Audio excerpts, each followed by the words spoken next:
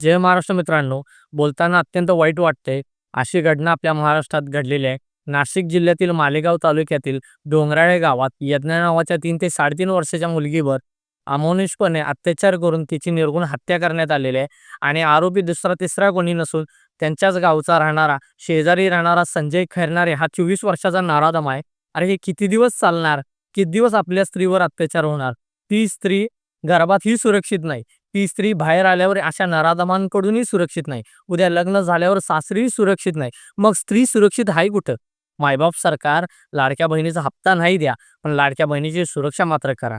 अहो, तुम्ही एका रात्रीत पक्षफोडीसाठी निर्णय बदलता. पक्षफोडीसाठी तुम्ही सरकार बदलता. जमिनी जुमल्यांसाठी तुम्ही सरकारचा वापर करता. आया बहिणीच्या सुरक्षेसाठी सरकारी चांगल्या गोष्टीचा वापर करा आणि कडक कायद्याची अंमलबजावणी करा. असल्या नराधमाला चौकात फाशी द्या, नाहीतर पब्लिकच्या हवाली करा. पब्लिक ठरवल त्याचं काय करायचं. महाराजांचं नाव घेऊन तुम्ही राजकारणात येता, महाराजांच्या नावावर तुम्ही राजकारण करता. हाच आहे आपल्या महाराजांचा आदर्श. त्यांचं शासन आणणार आहे. अरे, तुमच्यात एवढी सेवा सुविधा आहेत, एन्काउंटर करा रे असल्या बडव्यांचा. असल्यांना मारून टाका. कुत्र्यासारखी वागणूक द्या, यांचं लचकं तोडा, कुत्र्यांना खायला घाला, त्याशिवाय यांना अकला येणार नाही. किती दिवस आपण मोर्चा काढणार? किती दिवस आपण आंदोलनं करणार? किती दिवस आपण मेणबत्त्या पेटवणार? मोर्चा काढून तिच्या आत्म्याला शांती मिळणार काय? अरे, ती कळी फुलण्याआधीच तुम्ही तिला कोमजून टाकली. फुलण्याआधीच ती कळी तुम्ही तोडून टाकली. फुलण्याआधीच त्या कळीची वाट लावून टाकली तुम्ही. अरे, काय कुठे नेऊन ठेवले महाराष्ट्र? काय वाट लावल्या? आधीच जनता मूर्ख करून ठेवल्या तुम्ही. निवडणुकीच्या साठी लाचार करून ठेवला लोकांचा वापर आणि अशा आया बहिणी सुरक्षित नाहीत. 1500चा हप्ता देऊ नका साहेब, पण आया बहिणी सुरक्षित ठेवा. आया बहिणींसाठी तुम्ही कडक कायद्याची अंमलबजावणी करा. फाशीची शिक्षा तर लांबच, असल्यांचा एन्काउंटर करा, गोळ्या घाला.